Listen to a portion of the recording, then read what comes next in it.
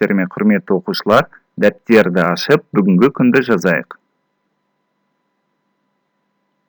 Өткен сабақта алгебралық бөлшектің негізгі қасиеті тақырыбын өткенбіз, бүгін оны қайталаймыз.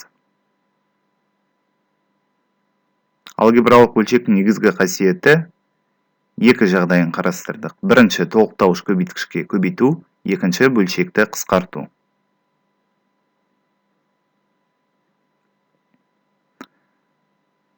Бірінші мысал, бөлшекті ықшамда. X-тің 12 дәрежесі қосу X-тің 8 дәрежесі. Бөлінген X-тің 7 дәрежесі қосу X-тің 3 дәрежесі. Бұл бөлшекті ықшамдау үшін қысқарту керек. Ал қысқарту үшін біз алымын, бөлімін көбейткіштерге жіктейміз. Алдымен алымын қарастырайық. Алымында X-тің 12 дәрежесі және X-тің 8 дәрежесі. Осы екі дәреженің қайсысы кіші екенін анықтайық. Ол X-тің 8 дәрежесі. Яғни, X-тің 8 дәрежесін ортақ көбейткіш ретінде жақшаның сыртына шығарамыз. Жақшаның сыртына шыққанда, бірінші қосылғыш X-тің 12 дәрежесінен не қалады, соны анықтайық. Ол үшін біз 12-ні 8-ден азайтамыз. Сол кезде X-тің 4 дәрежесі қалады. Қосу. X-тің 8 дәрежесін жақшаның сыртына шығарған кезде, оның тек қана 1 деген коэффициенті қалуы қажет. Бөлімі. Екі қосылғыш бар.